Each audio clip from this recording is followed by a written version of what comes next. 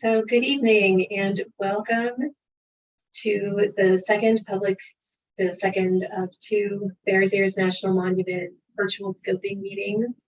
This is the virtual scoping meeting for October 5th, 2022. The meeting will begin shortly, so thank you for your patience while we wait for others to join. And we invite you to please join using the computer audio, and if you're having any issues accessing your audio, to please use the question and answer portal to share your issues with our technical team. And if you to access a live transcript is being provided. So at the bottom of your screen, you can click live transcript and then select show subtitle. And just to note that that transcript is not an official verbatim transcript of the meeting, so there may be errors there. And also to note that this meeting is being recorded. So as folks are joining, we'll just also let you know that your camera is off and your microphone is muted. The link to the recording will be posted on the project website. And once again, if you're having any technical issues, please go ahead and use that Q&A button to let us know.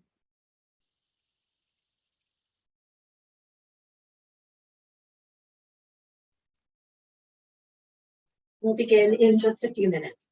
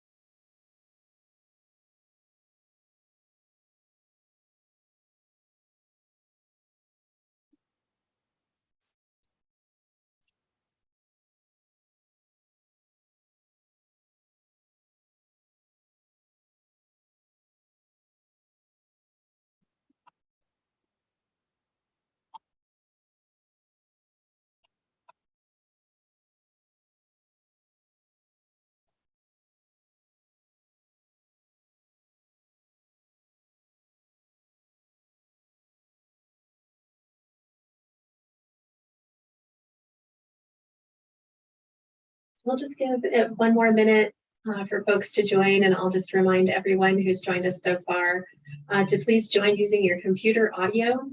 If you're having any issues, please use the question and answer portal to share your issues with our technical team. A transcript is being provided. If you need to see the transcript, at the bottom of your screen, click live transcript and then select show subtitle. Your camera is off and your microphone has been muted. This meeting is being recorded and a link will be provided on the project website. And just once again, if you're having any technical issues, please use the Q&A portal to reach our technical team. And I think we'll go ahead and begin.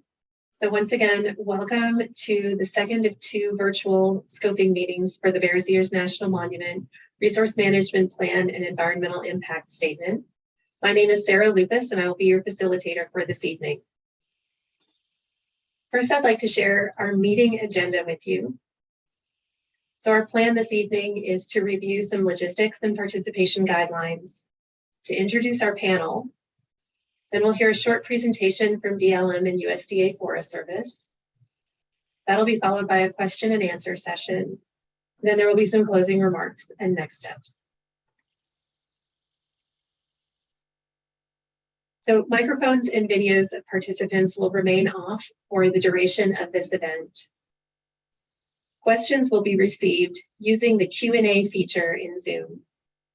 You can submit questions throughout the presentation, but questions will not be answered live until the Q&A session following the presentation.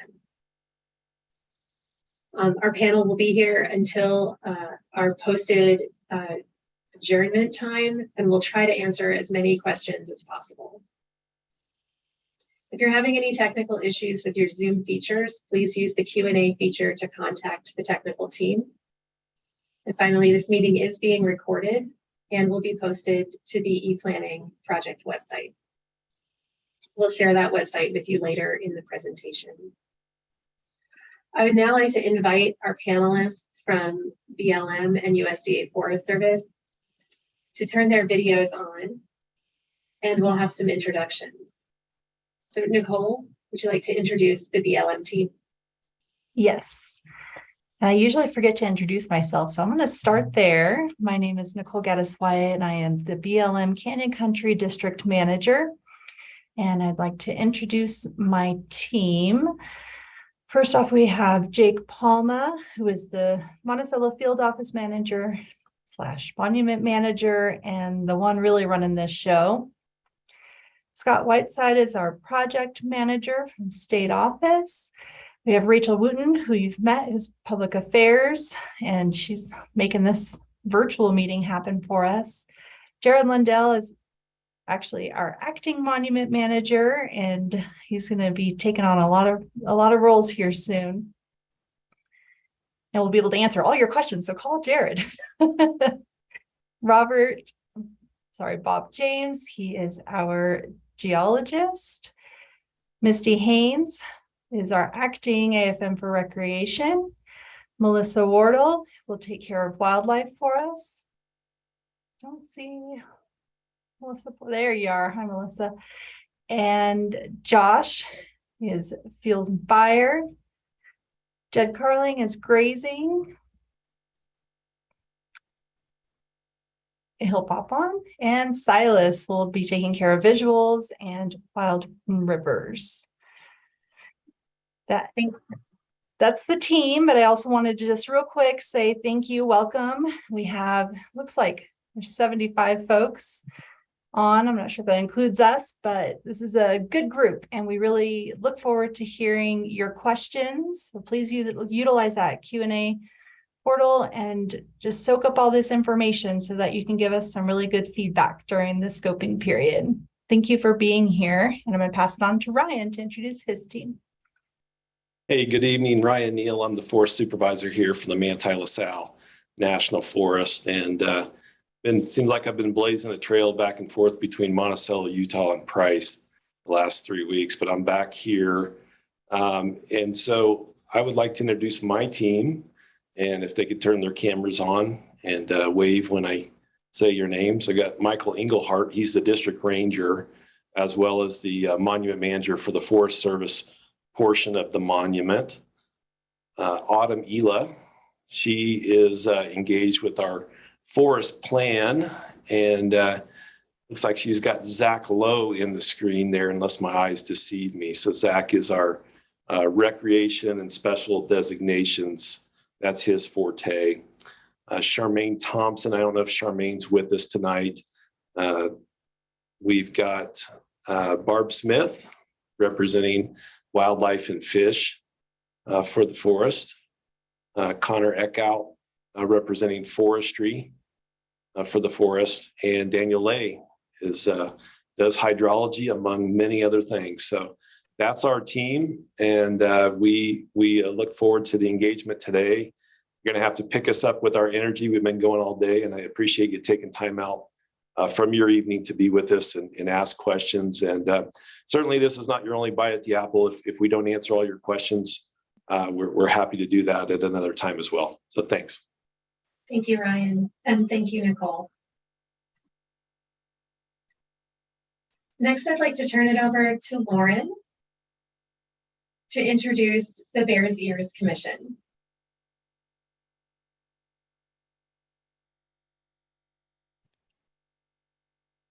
Hi, I'm Lauren Henson. I am the Collaborative Land Management and Tribal Support Specialist for the Bears Ears Intertribal Coalition, and we support the Bears Ears Commission, which is a coalition of 5 tribes working to collaboratively manage Bears Ears with BLM and the Forest Service. And I will turn it over to Hillary Hoffman, who also works for the Bears Ears Intertribal Coalition.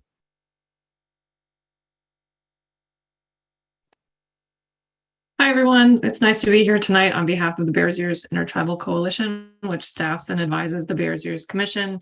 You can see the Bears Ears commissioners in the image on this slide. From the Hopi tribe, Vice Chairman Craig Andrews. From Navajo Nation, Mr. Hank Stevens. From the Ute Mountain Ute tribe, we have Councilman Malcolm Lehigh. From the Ute Indian tribe of the Uinta and Ouray Reservation, Christopher Tabby, who's a member of the Business Committee. And from the Pueblo of Zuni, we have Lieutenant Governor Bokati. Should I talk about their role as well? Sorry.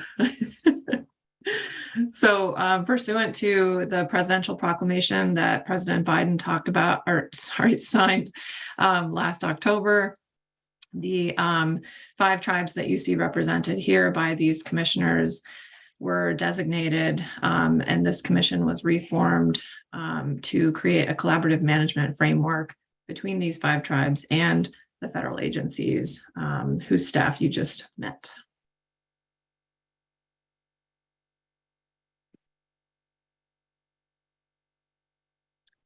Thanks, Lauren and Hillary. Would you like to introduce your staff as well? Sure. So I'm the co-director of the coalition. You can see my name there on the slide. Lauren Henson's also here. She introduced herself. I believe some of our other staff is here attending, but not on the panel. Taisha Ignacio is our operations director. Sharisa Wasuk Jasip is my co-director. Ruben Pacheco is our communications and partnerships director, and our administrative assistant is Liberty Kinsel. Great, thank you both. Thank you. I'd like to turn it over to Jake with BLM. Yeah, thank you, Sarah. Can everybody hear me okay? Can you hear me, Sarah? Yeah. Okay. Well, Sarah, if you could just move forward to the slide of the map for me really quick. One more. There you go. So I just wanted to start off with, oh, it went back to that one. The map. Oh, right there. So this is the area for which we're discussing tonight. You know, we are in the process of developing a resource management plan for Bears Ears National Monument. And this is something under Presidential Proclamation 10285, which was signed by President Biden in October of last year, almost exactly a year to the day. I think it was October 8th of last year. And so this is the restored boundaries of Bears Ears National Monument. You can see the previous boundaries under the other 2 presidential proclamations on that map on the left.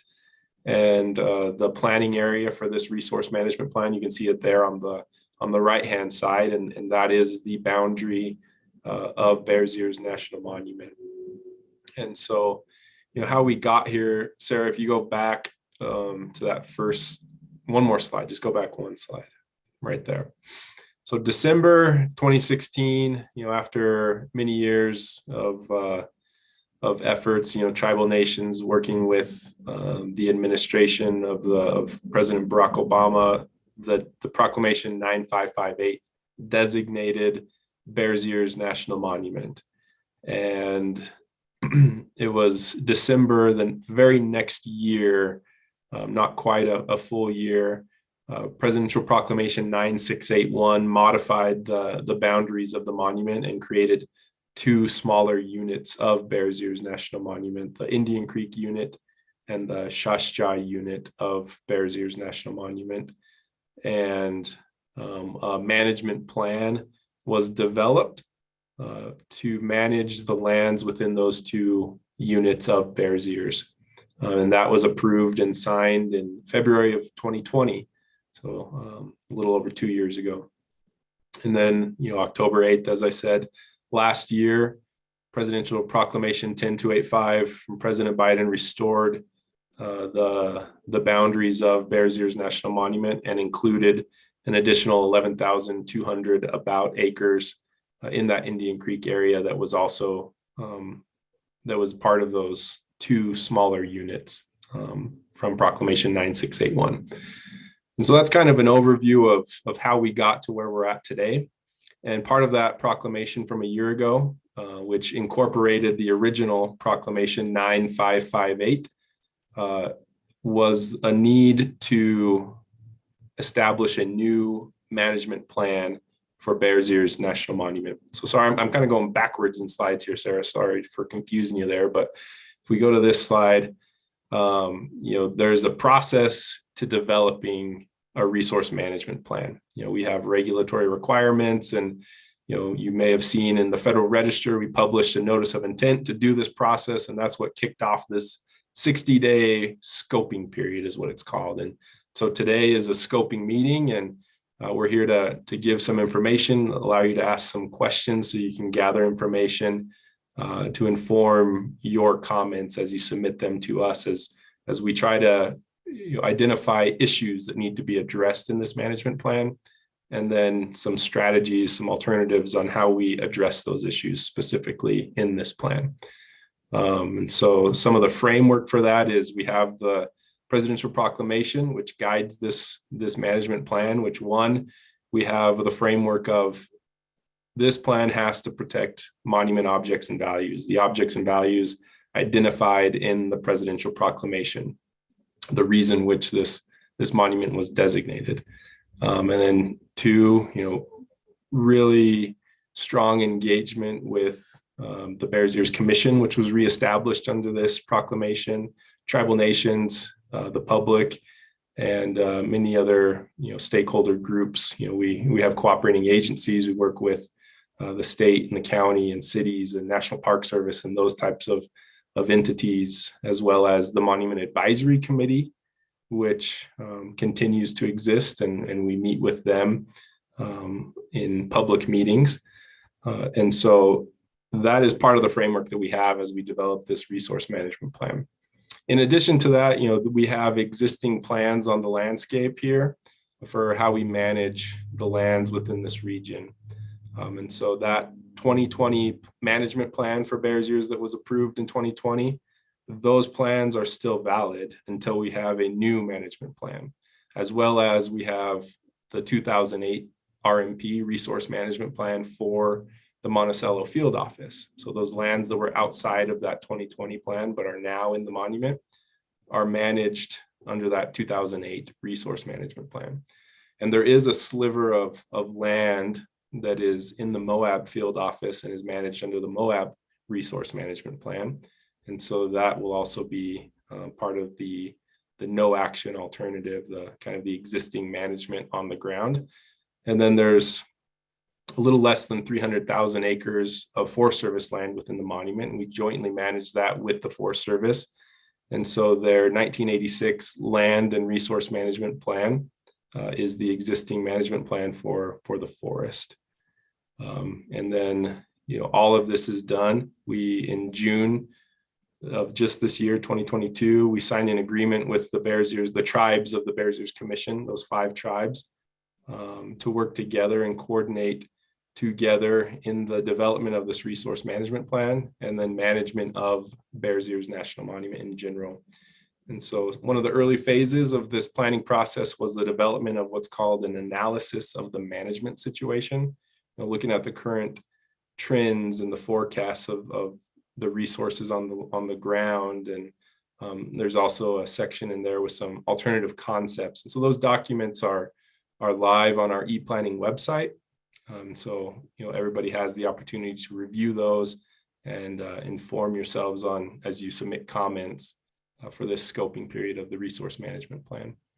And so I think I'll leave it at that, and we can bump over to Scott to jump into purpose and need in a little more detail of some of the things I introduced. So thanks everybody for joining us tonight, and Scott, I'll hand it over to you. Thanks, Jake. As part of the planning process, when we're looking at the planning effort, or when we're looking at undergoing an environmental impact study in this particular case that supports, which will be the analysis that supports the development of the resource management plan, you have a purpose and need for why we're undertaking this and going. As we're just going through the slide here, the purpose of this RMP for both the BLM and USDA Forest Service is to provide that management framework, including the goals, objectives, and the management direction to guide the monument management provided in the Presidential Proclamation 10285 and also 9558, and provide for traditional knowledge in the management of the monument. The framework in the RMP will promote the protection and restoration of the Bears Ears National Monument landscapes and the objectives, emphasizing the importance of the landscape itself as a cultural resource while providing for other public uses such as recreational activities to the extent that these are compatible with protecting the Bears Ears National Monument objects and values. Next slide. The following purposes will help frame the resource issue identification, inform our alternatives development, and ultimately our effects analysis. Going down, protect, restore, and enhance the monument's objects and values in large, remote, rugged, and connected landscapes. This includes the entire landscape within the monument and the objects and values for which the proclamations 10285 and 9558, established the monument to protect. We're also looking at protect and restore the historical and cultural significance of this landscape. This includes the objects identified in the proclamations, such as the numerous archaeological sites, modern tribal uses, other traditional descendant community uses, historic routes and trails, historic inscriptions, and historic sites. Also protect and restore the unique and varied natural and scientific resources within these lands. This includes objects identified in the proclamation, such as biological resources, including the various plant communities, relic and endemic plants, diverse wildlife, including unique species and habitat for Endangered Species Act listed species. Also to protect and restore the scenic qualities, including night skies, natural landscapes, diverse visible geology, and unique areas and features. Excuse me.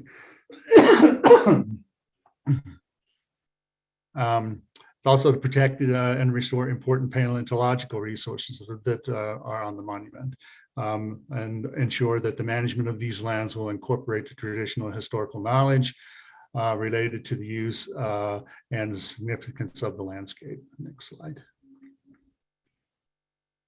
So what are our resource management plans?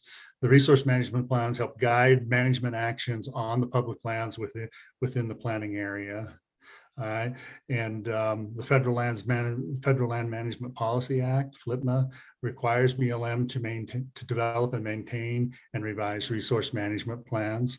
We're also directed to produce this new RMP by the proclamation as well.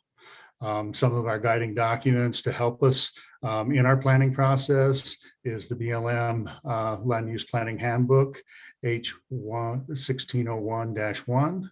And because this is an area of special designation, this also falls under the National Conservation Landscape System, or NLCS. Next slide.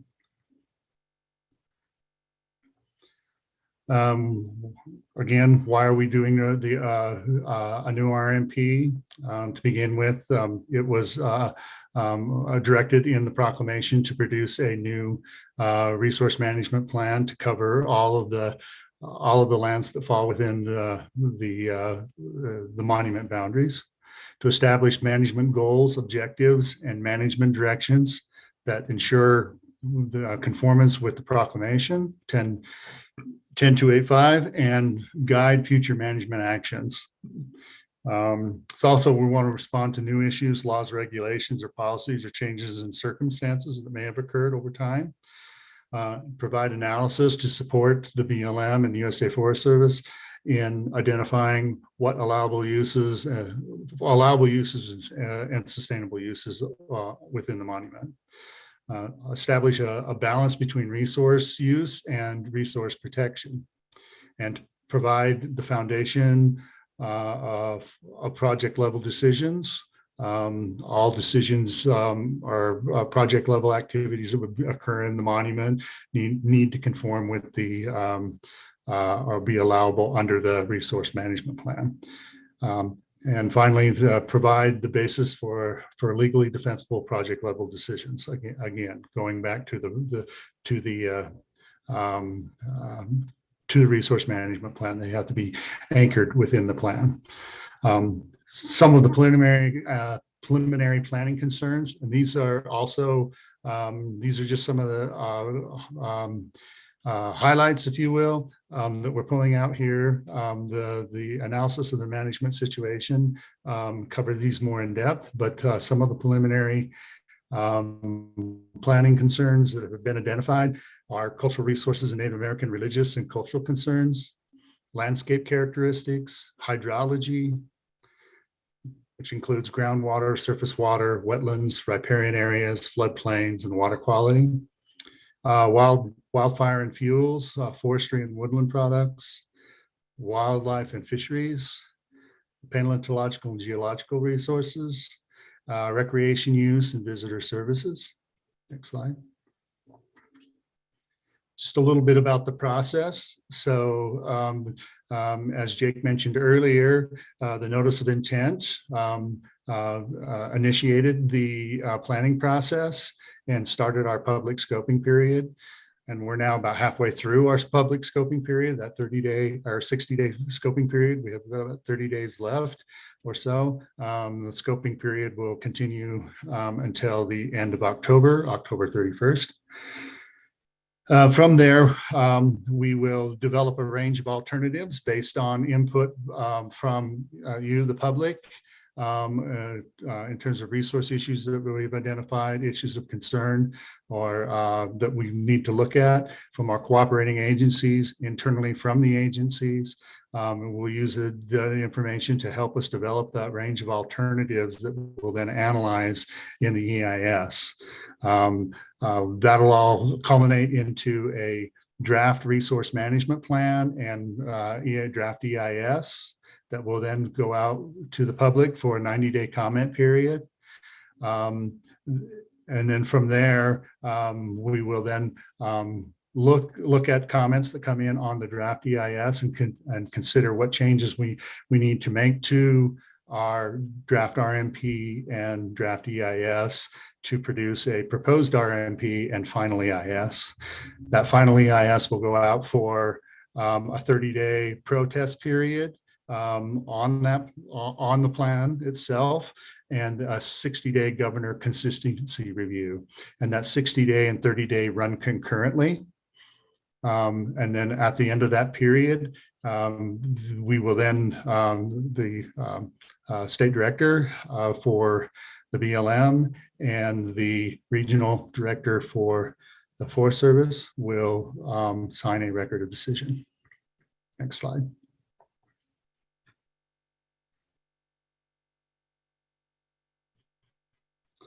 Where we're at in the schedule, oh, that's the same slide, isn't it? Next slide, please. No, I think this is the new one. This is Oh, did I make a mistake? I apologize. Okay. You're fine. So We're right here in the public I didn't see it slide over. I apologize for that. No worries. Okay. So again, we're in the middle of our scoping period.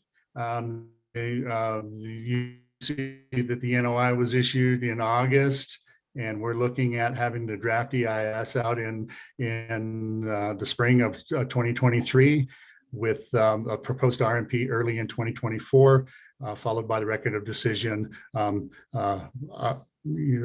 spring to early summer of 2024. So next slide. So we'll turn it over. And with that, I am going to turn this over to Ryan. Thank you. Hey, thank you. We get a lot of questions about tribal engagement. We'll get to those later, but this day here, June 18th of 2022 was a really fun day. We have the signatories of the plan, the cooperative agreement between the Bears Ears Commission, USDA, and BLM. And so what we've got here are representatives of the 5 tribes of the Bears Ears Commission, as well as Tracy Stone Manning, the BLM director, and Homer Wilkes, the USDA undersecretary. So that was a really fun day. Obviously, we got the Ute, Mountain Ute, the Hopi, the Navajo, the Zuni, and the Northern Ute tribes represented there. We also did a sign unveiling that day, a portal sign that we had, and just a really great event. One of the highlights of my career. I'd also say we deal with 32 tribal nations, Native American tribes. We still have our government-to-government obligations under this for this monument, and so we're doing a lot of meetings. I'll give you that. Next slide, please.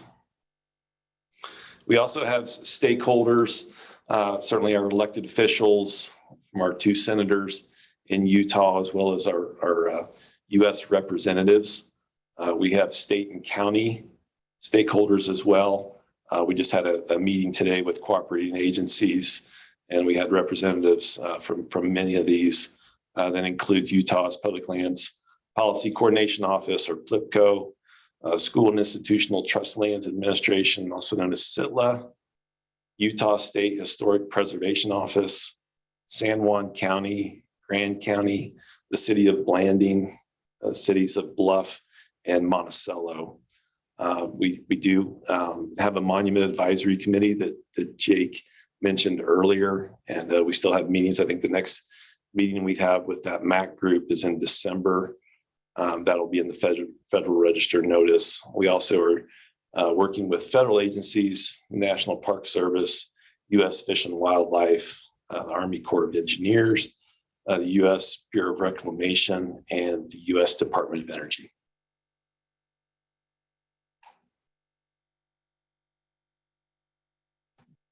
I'll turn it over to Scott. Thank you, Ryan.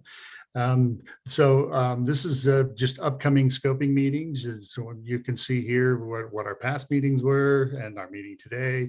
And our next meeting will be held on Wednesday, October 12th. This will be an in-person meeting from 6 to 8 p.m. at the Marriott Hotel in Albuquerque, New Mexico at 2101 Louisiana Boulevard Northeast, Albuquerque, New Mexico, 87110. Next slide. And in order to how to submit comments in terms of comments to submit on our e-planning website, you can submit comments using the e-planning website. The website is https://bit.ly/3UANLKD.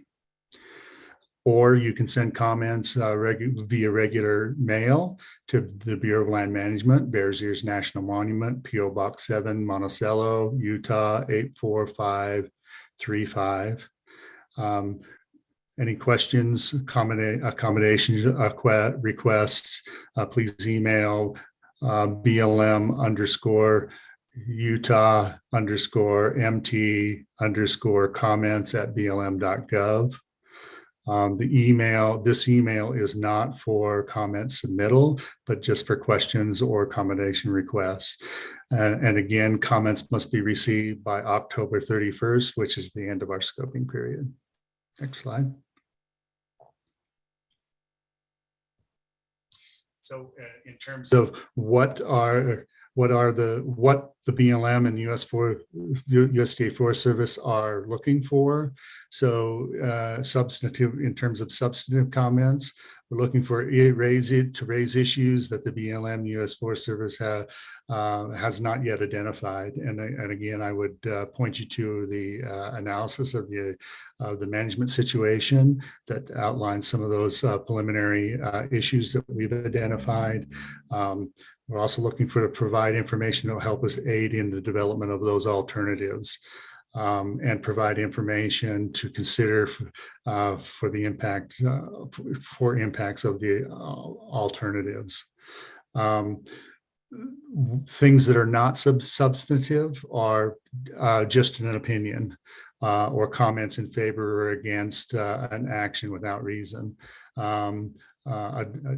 Disagreeing with the BLM or USDA Forest Service policy, comments without justification or supporting data, and comments that don't pertain to the planning area or that is within the scope of this EIS. So, and comments must be received by October 31st, 2022. Okay. Thank you very much. Thank you, Scott. So now we are ready to begin our question and answer session. And just to review quickly how to submit a question using the Q&A button in Zoom. So the first step will be to click Q&A at the bottom of your screen. Then you can type your question into the box and press the send button. And then wait for a specialist to answer your question. Answers may come in live or in writing. And again, we'll be here until our scheduled end time. And the panel will do their best to answer as many questions as possible. So our first question today comes from Sam R. Sam asks about travel management and road inventory. Jake, can I turn it over to you to read the question and offer up the panel's response, please? Sure, no problem. Let me pull that up. Sam says, will travel management be included in this plan? And when was the last inventory of roads done? So Sam, thank you for the question. I think this is definitely an important question. A lot of people have concerns and questions about roads in the area. And I think travel management is one of those things where the actual planning of route by route, like specific roads within the area, that type of planning happens at a later point. That happens at implementation level. We'll do a specific travel management plan after this resource management plan, where we'll look at every single road. What is the purpose of that road? What are potential impacts of that road, and go through a whole process to designate roads. But that whole process is based on this resource management plan that we're developing for Bears Ears National Monument. And so in this plan, what is done is what's called area designations. And so some areas like a wilderness study area or like the Dark Canyon Wilderness, those types of areas would be closed to motorized use, obviously. And then in general, the rest of the monument could be considered for a designation of limited to designated roads or open, which open means that you can just drive wherever and you travel cross country. And so in general, even the existing management plans, everything is limited to, everything is designated as limited to designated existing roads. And so that is where this resource management plan plays in, is you have those area designations and you can set the criteria for future travel management plans of route by route. And so on the BLM side, the last inventory of roads that was done, our 2008 resource management plan, we looked at the inventory of roads then and had a travel management plan incorporated into that 2008 resource management plan. And so I think 2008 is kind of the last time or that time frame of when that inventory would have been looked at. And on the Forest Service side, Ryan, I don't know if you wanted to take that. I have some notes here from the forest. Go ahead, Jake. But it looks like the entire forest travel plan was done in 1991. Let's see, but the travel inventory, there's an inventory that was completed in 1997 for the National Forest side of things. So Sam, hopefully that helps and answers your question. And if you have some specific comments or concerns about travel management in the monument, I encourage you to submit some comments about specific issues, specific areas maybe you have concerns about, and offer some suggestions on how to best manage, travel within Bears Ears National Monument. So, Sam, thank you for your question. Thank you, Jake. Just a quick reminder that it may take specialists a few minutes to process your question and provide an answer. We also want to get to some questions that were asked when folks registered for this meeting. So we'll start with a question from Christy H., Doug C., and Ed O. They all generally asked a similar question, which is, how is the tribal land management plan being included in the official monument management plan? What will be the role of tribes in managing Bears Ears? And I see that we've had a few questions come in even tonight that are in this vein. Ryan, is that something you could help with?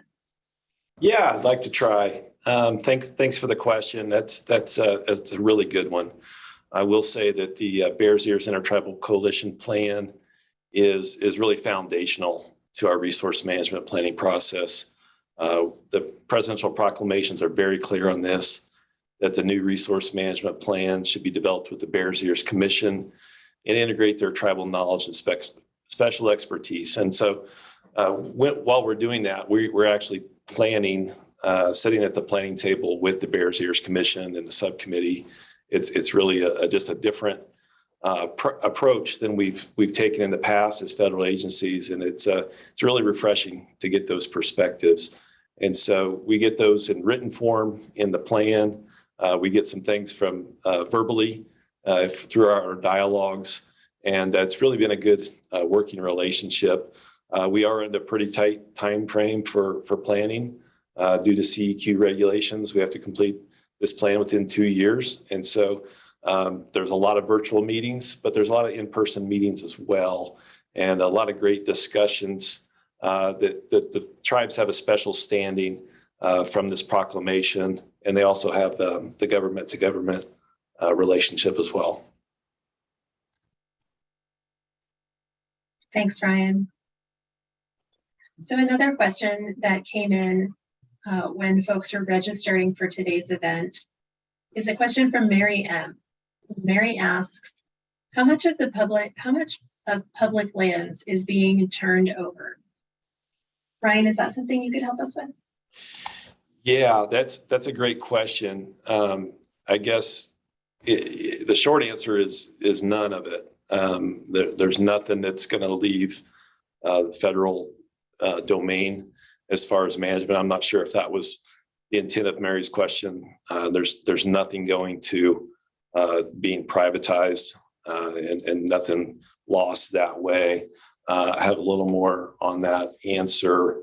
We're not disposing or selling public lands within the monument's boundaries. And for the presidential proclamation, they are with the lands within the boundaries are withdrawn from all forms of entry, location, selection, sale, or other disposition under the public land laws or laws applicable to the U.S. Forest Service from location, entry, and patent under the mining laws, and from disposition under all laws related to mineral and geothermal leasing, other than by exchange that furthers the protective purposes of the monument. Sorry for reading that quote to you, but I wanted to be precise in that language, and I hope that answers your question, Mary. Thanks, Ryan. Our next question comes from Dave C. Dave asks, are you looking into banning big guided trips? Jake, is that something that you could answer?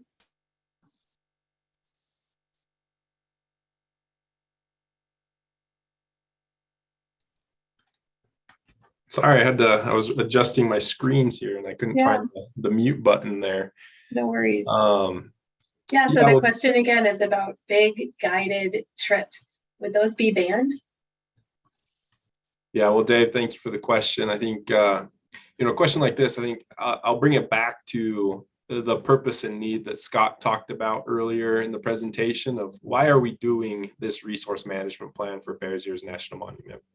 What is causing us to do this? And, I guess the simple answer is we have a new proclamation from the president and a new guidance of how do we engage with tribal nations and how do we find a path to incorporate traditional knowledge into the way this landscape is managed, as well as working with other partners in the development of this resource management plan. But really it comes down to this concept of this resource management plan has to protect the objects and values for which this monument was designated. That is the framework, that is the bar that we have to jump over as we develop this management plan. We have to protect those objects and values.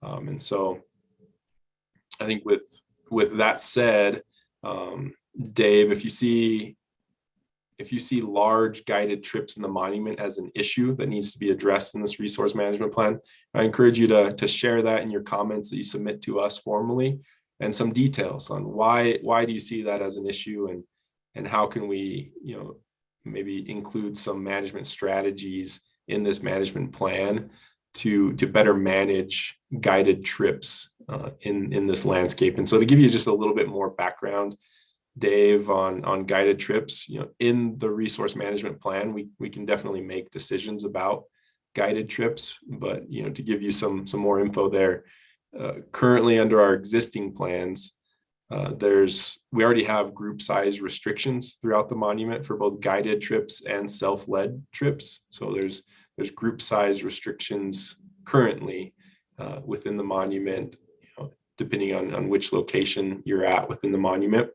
And so if you feel like there's some specific resources that would benefit from different types of management of special recreation permits, guided events and trips and tours in the area, I encourage you to submit some comments and let us know what you feel are appropriate for large or small group sizes and guided events, and so submit that in your comment.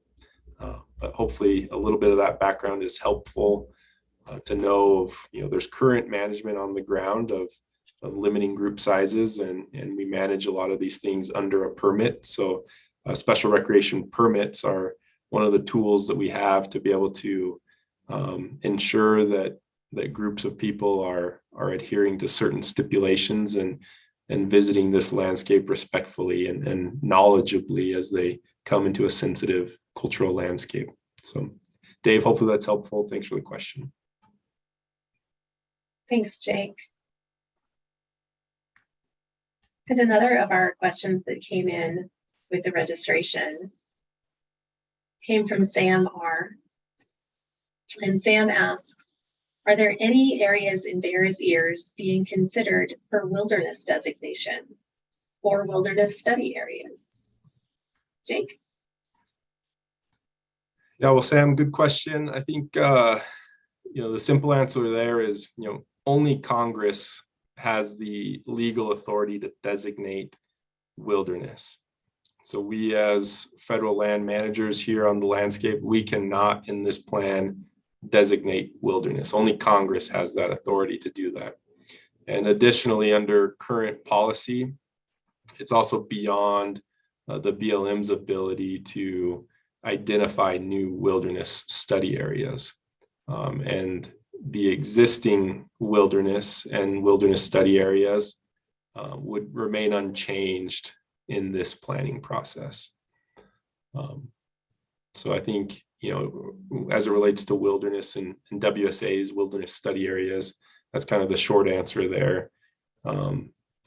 Maybe to dive a little deeper into this concept, there is this idea of lands with wilderness characteristics, and we do inventories of all of the landscape to better understand which areas may have wilderness characteristics. There may be instances from the past where we do manage some of those areas to protect that wilderness character under specific guidance that was developed in previous management plans. But these inventories, they don't designate wilderness areas. They're just a tool to inform managers about the potential values within that area. As we do different things on the landscape, it helps us have more informed decision-making abilities. So Sam, thanks for the question, and hopefully that was helpful. Thanks, Jake. So the next question that we have from the audience is, what is a governor's consistency review? And does a governor have veto power? Scott, I think this harkens back to some of the material you shared with us earlier.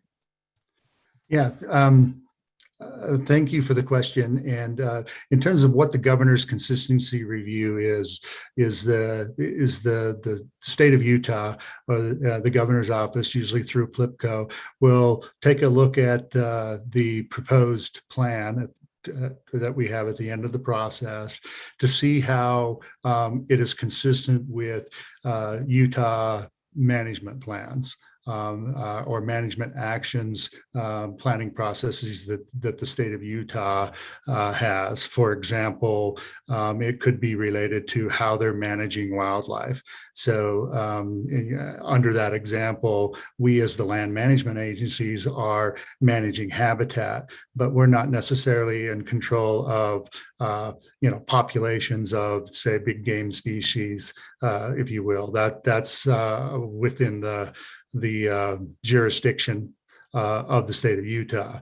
And so what they're doing is looking through and have where we have consistency in management approaches that they have at the state with what we're proposing to do within the monument. That's just an example of that. In terms of veto power, no, the governor does not have veto power over the plan, but it is as part of the process in areas, if there are areas that where we have inconsistencies, we as the agencies need to explain why we have that inconsistency and why we're looking to manage in a different direction. I hope that helps. Yeah, thanks, Scott. And I'll have you stay on just for one moment longer and see if you can help with the next question, which is, are there any plans to address climate risks in Bears Ears? Yes. As part of the planning process, we want to look at what effects climate change will potentially have on the objects and on our ability to manage within the monument. And really what we're looking at is resiliency. Are there, excuse me, are there actions or management prescriptions that we can do to be proactive towards addressing those climate impacts that that are occurring. Most of what there is a concern about us contributing to in terms of what management actions we do, but in this particular case, primarily because the object, the intent, the goal, and objectives under the purpose and need is to protect and restore and conserve those objects. The bigger question is, how do we do that as we're seeing, changes that are occurring due to climate. Thanks, Scott. So we've had a couple of questions come in about tribal representatives participating in this evening's webinar. And so I do want to let you all know that with respect to the Bears Ears Commission, unfortunately, scheduling conflicts prevented any of the commissioners from being able to attend this evening. They were, of course, invited to join, but they just could not make it with their schedules. Many of the commissioners wear several hats within their tribes and are on planning committees involving different areas of public land. And so many are also sitting governmental officials and may have conflicts that cannot be avoided. So this evening, the BEITC staff is here to take any comments or questions and pass those on to the commission. And you can always reach out through the commission, through the coalition staff. You can find them at www.bearsearscoalition.org.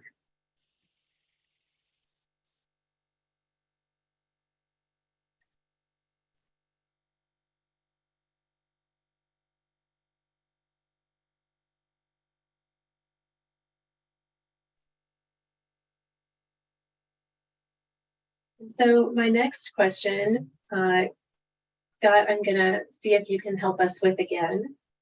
And this question is, will this implementation plan be included as part of the resource management plan? Or does that refer to a subsequent decision that is part of the step-down management process? I'm not 100% sure what the context of the question is, but if we're referring to an implementation plan, it's something that would be doing after the completion of the resource management plan. Oftentimes, in using the example like Jake gave earlier about travel management planning, you have that step down planning or implementation level planning that falls under the overarching direction of the resource management plan. So if we're referring to an implementation plan, that would be something that would be completed after the record of decision and the approval of the resource management plan. Other examples of that might be like recreation management planning.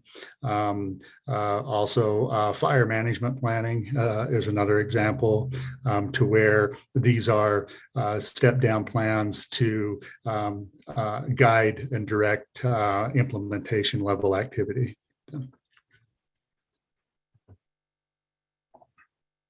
Thank you, Scott. So our next question from a participant is, is there a visitor center at Bears Ears National Monument? Jake, is that something you could help us with?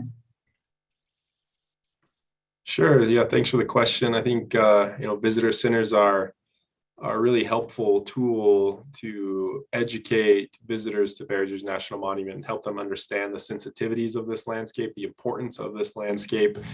And so, although there is no official, BLM or Forest Service visitor center currently for Bears Ears National Monument, we rely heavily on partnerships.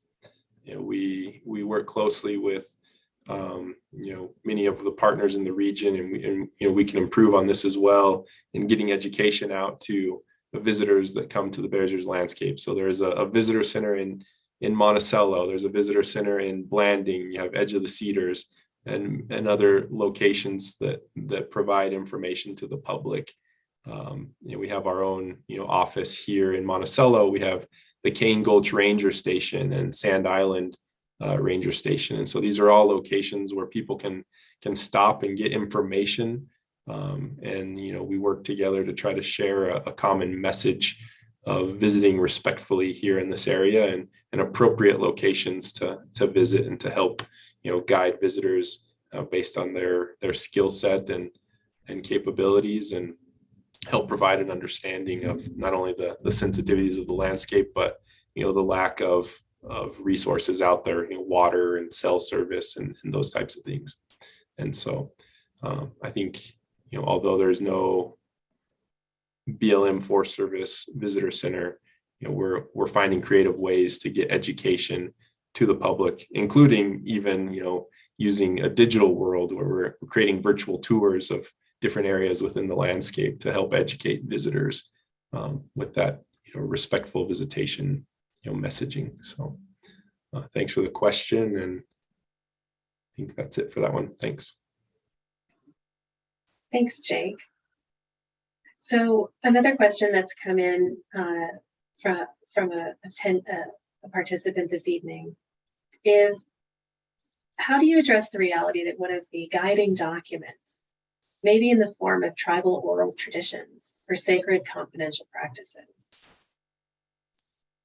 And Lauren has provided an answer in writing, and I'll just share that with you, that the management plan that's being referred to is the Tribal Land Management Plan written by the Bears Ears Intertribal Coalition and Cultural Resources Subcommittee.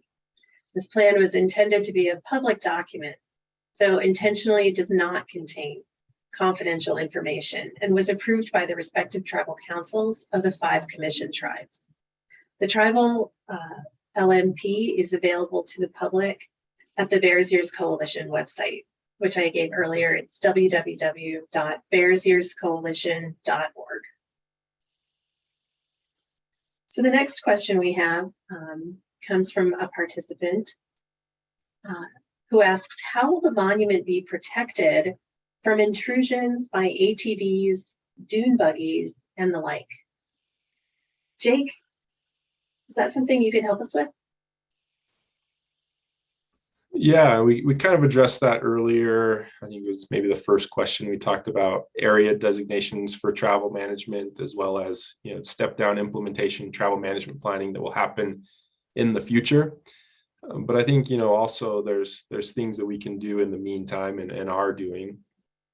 You know, we have a lot of off-road incursions, people driving off of roads in different areas, whether that's, you know, recreational use in some areas, or if it's, you know, wood cutting that's happening in new roads or incursions that are forming on the landscape. And so, you know, we regularly patrol, you know, the whole entire region with our park rangers and keep track of some of these new things that pop up because of some of these different uses. And so we have some standard operating procedures of, you know, ensuring that these are not designated roads, and then rehabilitating those that are not designated roads on the travel plan, and implementing that travel plan in that way, and helping ensure that those new roads, those new incursions that are unauthorized don't continue to be used in many instances. And so we rely heavily on park rangers and, you know, law enforcement and others to, you know, to help us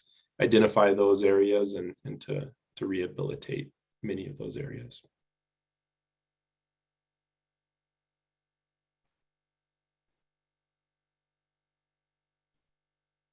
Thanks, Jake. Ryan, anything to add there? No, I think Jake really handled it well. I think it kind of bleeds into another question that we have, and forgive me for jumping ahead, Sarah, but how do you protect these fragile systems essentially, but also provide access? And that is a dilemma that we face as land managers, and certainly you know, we're working with the BEC as well as cooperating agencies, the public, to come up with these things, because it's something that we wrestle with. Like I said, as land managers, the public wants to get to a certain site. Does that mean that they're right on top of the site? Does that mean they see it from afar? And so these are the things that we talk about, and we try to work through. And it's going to be, some of the things are site specific, in the respect that you know, some sites are hardened to the point where you can get pretty close, and some you're going to have to stay a distance away. And so I think that is certainly comments that we're getting, not only from the tribes, but cooperating agencies and ultimately the public, as we make those determinations in the plan. Thanks, Ryan.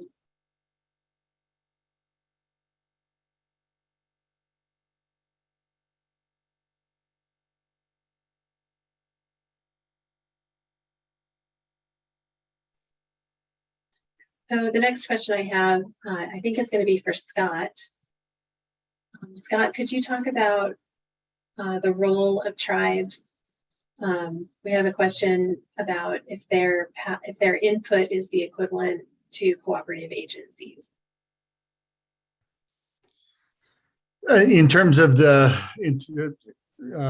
is their input equivalent to the cooperating agencies? What I would start off with was saying is that stakeholder input, whether it be from the tribal community, the Bears Ears Commission, or just as the general public, are all relevant to the planning process. Certainly, when we're working with the Bears Ears Commission, whom we have that cooperating agreement with, we are taking into consideration what their concerns are. But we're also taking into consideration what the concerns of our cooperating agencies are. And the intent also is to be sure that we're taking into consideration the concerns of the general public and how to best manage the Bears Ears National Monument. So I can add to that too, Sarah, and not anything contradictory, I think, but just to augment, there's a special standing that the Bears Ears Commission has via the Proclamation 10285. And so there is special standing for the Bears Ears Commission. They are also at the table with us when we're doing the planning as part of the interdisciplinary team. So there is that distinction, and that's called out in the Proclamation. Yeah, and I think I'll just, appreciate the response, Scott and Ryan. I think, just to clarify that, the Bears Ears Commission, back in June, we signed a cooperative agreement to where the Bears Ears Commission and those tribes are cooperatively managing the Bears Ears National Monument together with the Forest Service and the BLM as identified in that cooperative agreement.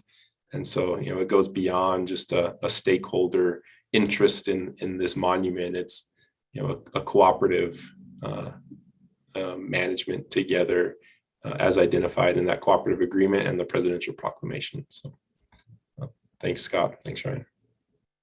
Thanks, panel. I think our next question is a resource question, and it's about addressing paleontological resource issues. So who does that? And then how do these relate to cultural resources and sacred areas? Scott, is that something you could help us with? Well, I can try and give it a try. In terms of paleontological resources, the BLM does have a paleontologist, and they handle issues and concerns around paleontology. In terms of how it relates to paleontology relates to a cultural resource and or sacredness surrounding it. I'm honestly don't know how I can answer that. They are a particular resource that is in the monument. It's an object that has been called out in the monument. Certainly, paleontological fossils are not necessarily by definition a cultural resource, but that doesn't mean that they don't have cultural value and have cultural significance to different groups and different individuals. So I guess that's the best way that I can answer that.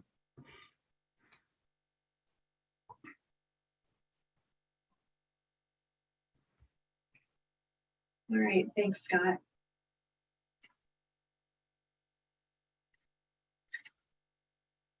So I know we are nearing the end of our meeting time, and I have noticed a few folks dropping off. So I do want to just cover some closing thoughts here for you before we lose anyone else and share some contact information. So first, I want to remind you all that there is an in-person meeting on Wednesday, October 12th from 6 to 8 p.m. in Albuquerque, New Mexico. It'll be held at the Marriott at 2101 Louisiana Boulevard Northeast in Albuquerque. And then I also want to share that if you have additional questions, you are welcome to contact Scott Whitesides, the BLM project manager, at 801-539-4054, or by email swhitesides, WHITESIDES @blm.gov. You could also contact Jake Palma, BLM field manager, at 435-587-1539, or JEPALMA@blm.gov. Or finally, Michael Engelhardt, the USDA Forest Service Manti LaSalle District Ranger, at 435-210-0800, or Michael, MICHAEL .Engelhardt, ENGELHART @USDA.gov. So our next question is about drone policy. Scott, is that something that you could help us with?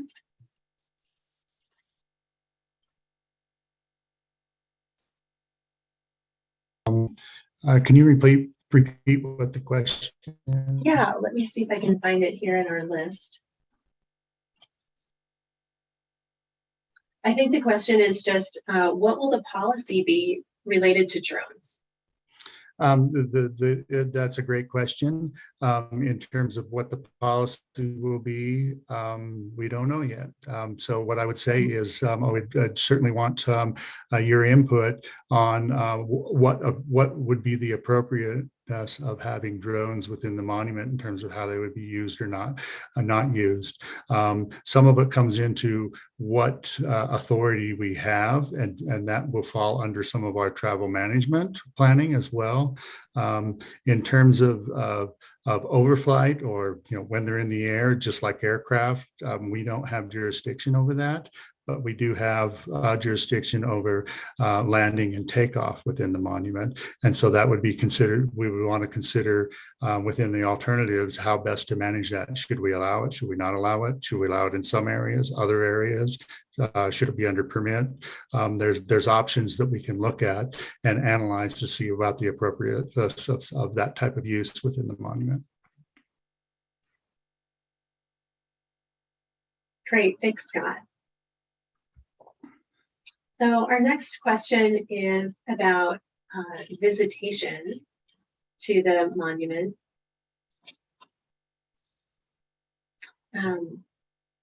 Jessica H is wondering how would you plan to handle increased visitation, especially since Bears Ears has received media traction now.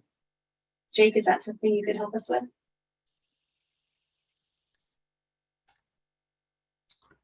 Yeah, well, Jessica, thank you so much for the question. I know, visitation, recreation in Bears Ears National Monument is, potentially one of the biggest uses of the landscape here in Bears Ears National Monument, which comes with different impacts to the landscape. And, once the monument was designated in 2016, potentially that is, a little bump in visitation when the designation happened. And, in general, there was already an upward trend in visitation. And I think we saw an extra bump after the monument designation. That's kind of plateaued a little bit. There's been different things like COVID and gas prices, and, who knows what else has an impact in visitation to this region. But I think, that increased visitation is something that definitely needs to be addressed within this resource management plan. And so if you have some suggestions or some specific concerns, specific areas that are getting visitation, and maybe you have some different opinions or ideas on how management could happen in those areas, I would encourage you to share those thoughts with us in your scoping comments so that we can incorporate that into this management plan within our range of alternatives on how to best manage this landscape. And so I think there's no limit of options that can be shared with us as we explore the best possible solutions together with you all how to manage this landscape to best protect the objects and values for which it was designated. And so, there's many things that can be done to manage that increased visitation. You can, focus on areas that already have, that are more, quote unquote, front country. They already have some infrastructure and development. They're easily accessed right off of the highways. Maybe we focus on, sending a majority of people to some of these areas and preparing them so that those sites are able to handle the visitation. Is an option of, having different permits. There's a place like Moon House in the monument, to where it's already a permit required and we only allow 20 people per day. Is that a strategy at specific other locations that needs to be considered in this plan?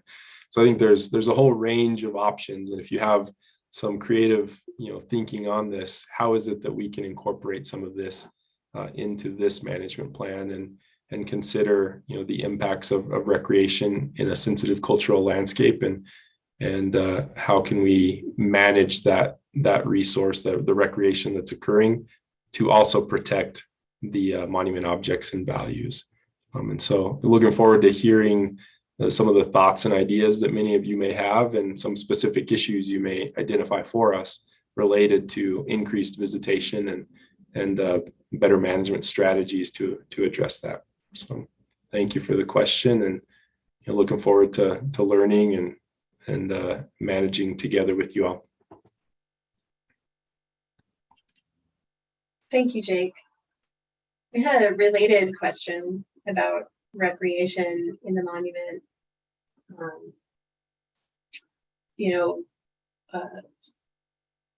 One of the participants this evening is wondering if this management plan will set specific regulations for recreational activities like rock climbing.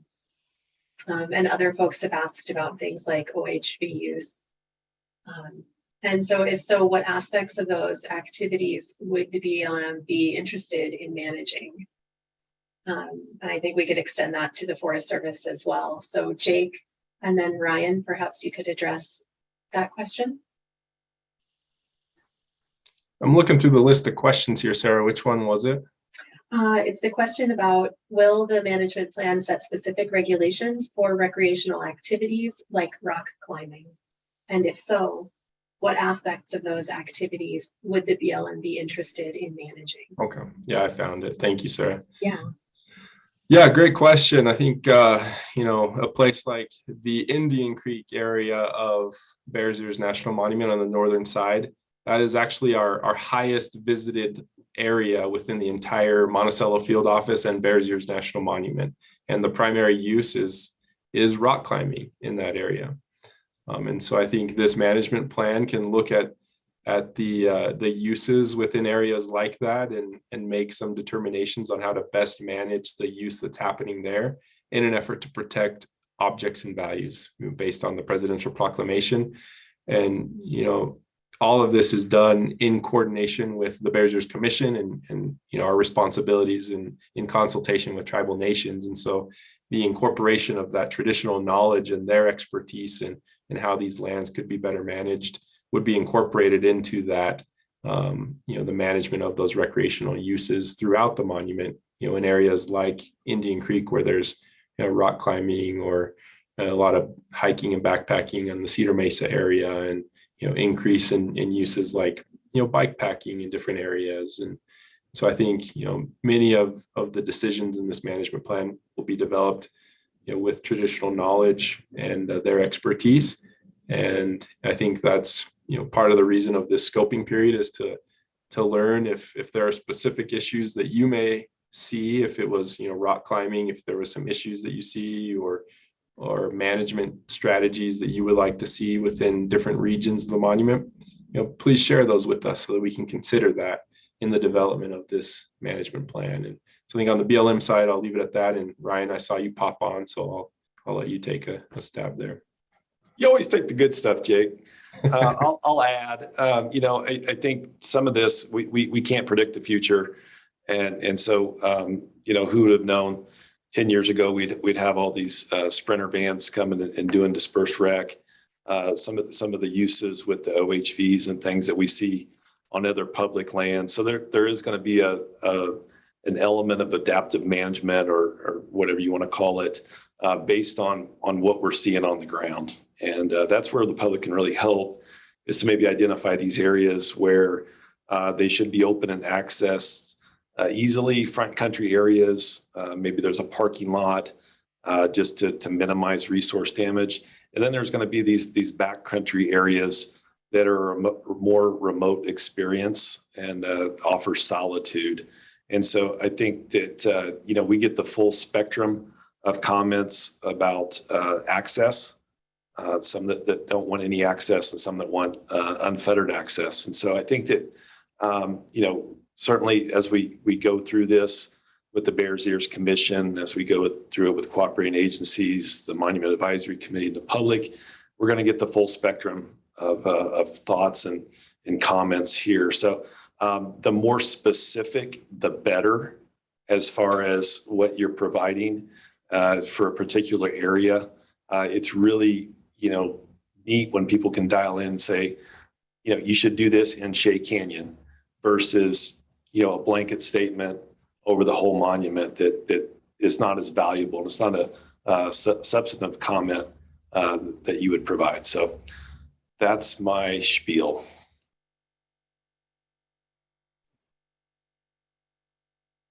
Thanks, Jake and Ryan.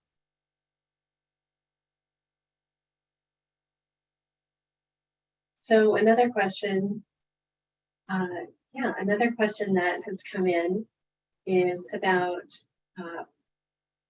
also sort of about recreation in the monument. So the question is there currently a structure in place for the public to report such things as OHV violations with a photo and GPS coordinates? And one of our specialists has answered this question in writing, and I'll just read it out loud for the benefit of anyone joining us by phone tonight. The response here is that you should report violations of that sort to your local land management office.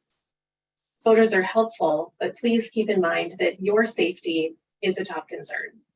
If you are looking for a more structured way to help out, we would highly encourage you to consider becoming a site steward through Utah State History or a site ambassador through Friends of the Cedar Mesa program.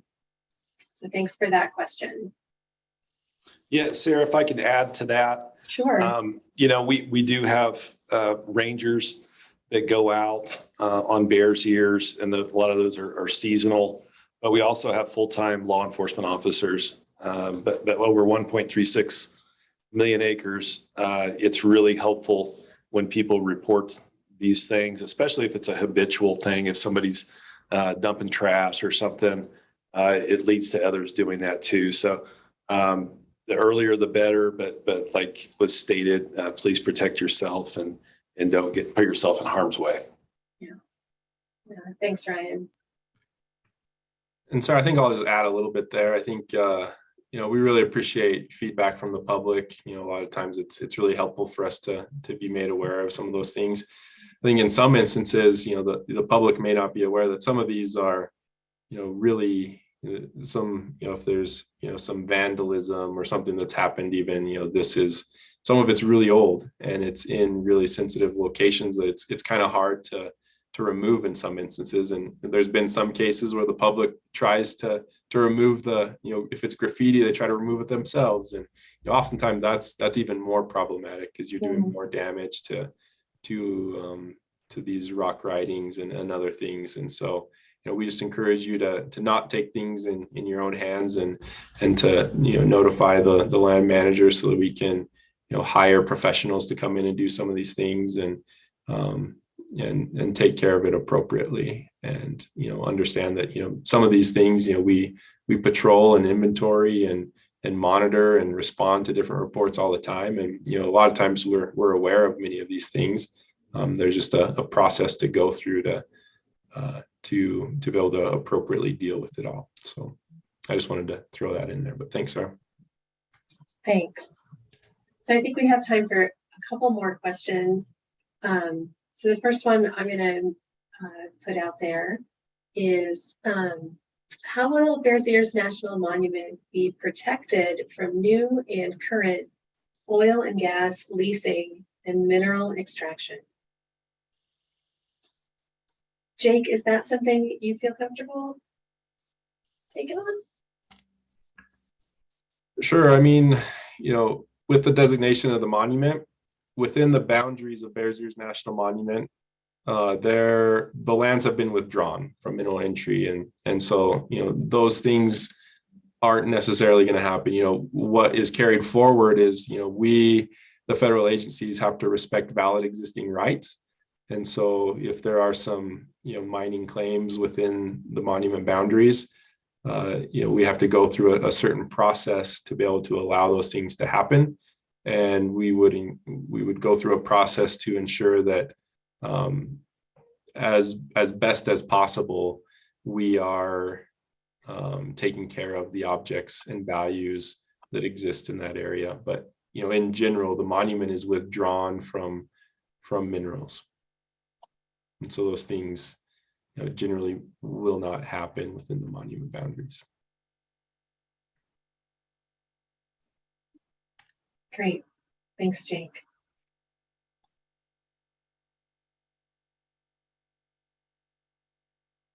So I think we have time for maybe one more. And our question is,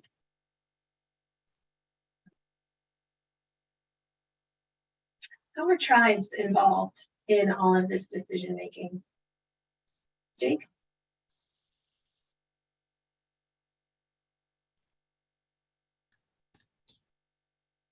Yeah, I think there's a lot of different avenues that tribes in general can participate in this development of the resource management plan.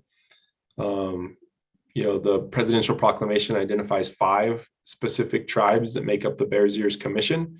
We, the BLM,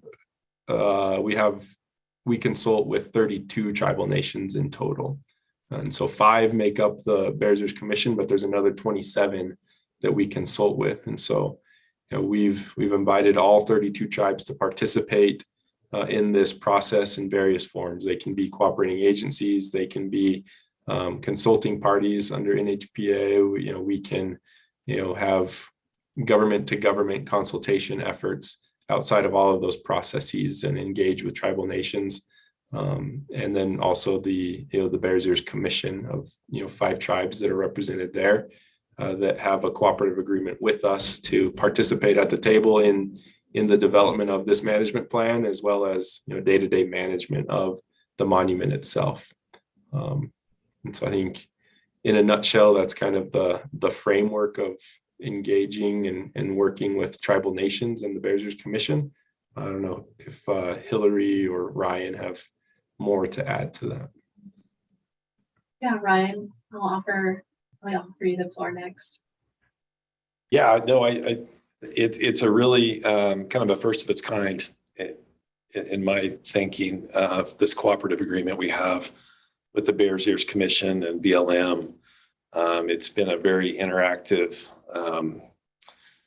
the sessions that we have as far as planning, like I said earlier, using that Intertribal Coalition land management plan as a foundation for our efforts. It's been a really unique blending of kind of the Western scientific and then the traditional indigenous knowledge. So it's been a really intriguing way to go about a planning effort.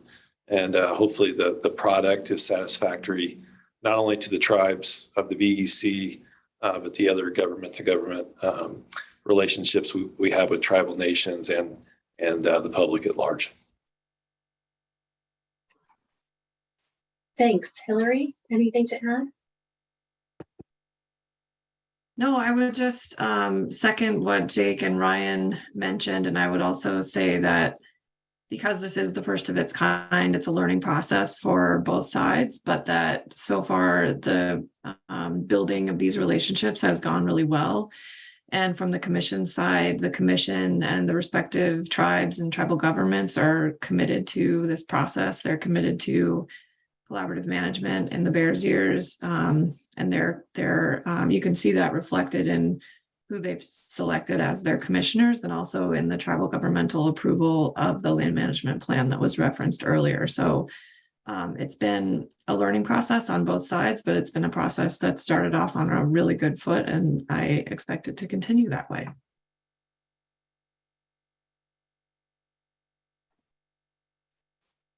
Thanks, Hillary.